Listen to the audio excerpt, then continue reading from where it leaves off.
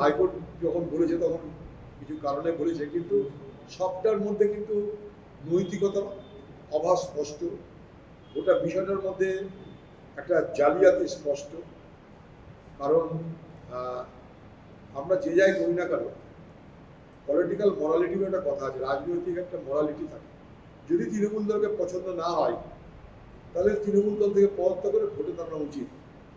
যারা আজকে বিরোধী দল করছে তৃণমূলের মধ্যে, যারা তৃণমূল দলের দৌলতে মমতা ব্যানার্জিকে ভাঙিয়ে মমতা ব্যানার্জির সিম্বল নিয়ে জিতেছে, আজকে তারা যদি বাহাদুরি দেখিয়ে বলে আমরা বিদ্রোহী দল, সেই বিদ্রোহীদের বলবো পদ ছেড়ে ভোটে দাঁড়িয়ে নিজেদেরকে প্রমাণ করো যে তোমরা বিদ্রোহী হয়ে জিতেছো না মমতা ব্যানার্জির দয়ায় জিতেছো।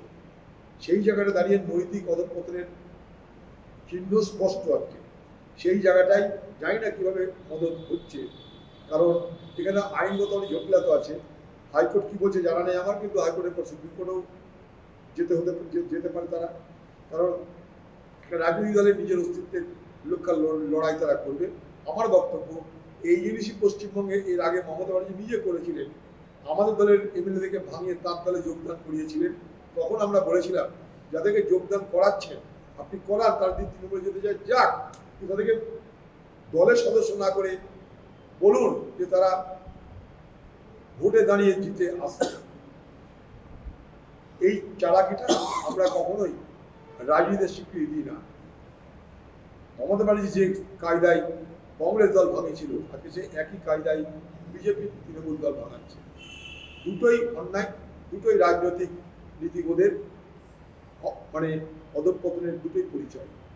এমন কোনো প্রতিষ্ঠান নেই বাংলায় যেখানে তৃণমূলের দুর্নীতি হয়নি, লুট হয়নি, ডাকাতি হয়নি, দুর্নীতি হয়নি। আমি বলবো মুর্শিদাবাদের সব পৌরসভাতে একই জিনিস করছে। শুধু লালবাগটা, বহরমপুর কেন বাদ যাচ্ছে, যেখানে তথ্য প্রমাণ দিয়ে আমি দেখিয়ে দিয়েছি যে পরিবারের শাশুড়ি কোটি কোটি টাকার কাজ পাচ্ছে বেনিয়মে। আমি দিল্লি থেকে টাকা স্যাংশন করে দিয়েছিলাম এখানকার ডাম্পিং গ্রাউন্ডের জন্য, সেই টাকা পর্যন্ত তার শাশুড়ি কাজ করছে সামান্য টাকার বিনিময়ে। পুরো ধসনস হয়ে গেছে পুরো টাকা, পুরো দুর্নীতি করে এই বহরমপুর শহরে কোটি কোটি টাকা, একটা দুটো না, কোটি কোটি টাকা লুট হয়েছে, তছরূপ হয়েছে।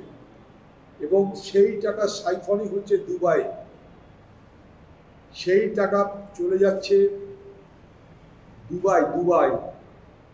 এখানে টাকা রাখবার স্কোপ না, তাই দুবাই পাঠাতে হচ্ছে। কিন্তু অদ্ভুতভাবে বহরমপুর পৌরসভা নিয়ে, কাঁদি পৌরসভা নিয়ে বিজেপি চুপ।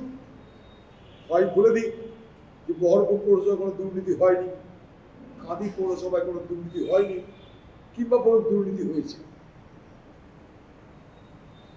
শুধু আজিমগঞ্জ জিয়াগঞ্জ আলাদা করে দেখলে চলবে না, প্রতিটা পৌরসভায় এই জিনিস হয়েছে। এখানে শয়ে শয়ে ক্যাজুয়াল লেবারের নামে তৃণমূলের নেতারা মিথ্যেভাবে রোজগার করেছে। তদন্ত চাই, পূর্ণাঙ্গ তদন্ত চাই বহরমপুরে।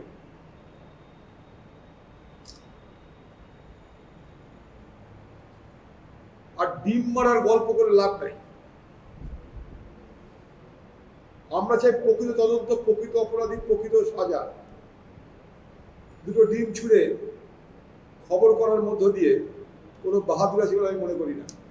ওটা একটা ব্যক্তির একটা নিজস্ব স্বাধীনতা। তবে যেহেতু তিনি প্রাক্তন মুখ্যমন্ত্রী, তাই তাকে সসম্মানের সুরক্ষা দেওয়া উচিত বলে মনে করি। তার সুরক্ষা নিয়ে যেন কোনো টালবাহানা না হয়, এটা নিশ্চয়ই আমার দাবি থাকবে।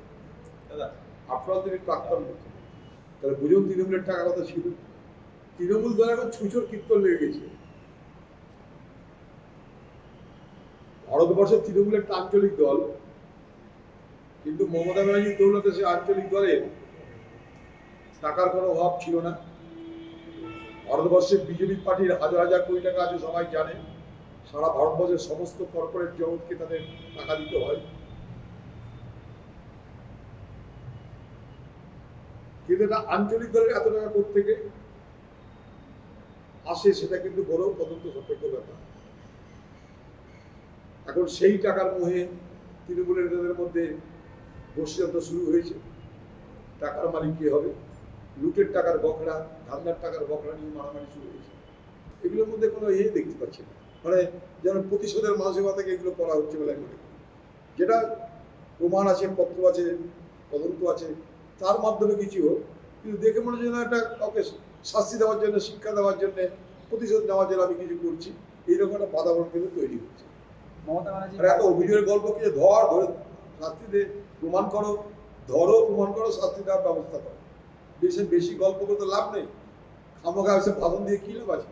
এই হবে, তাই হবে, ওই হবে, হচ্ছে কোথায়?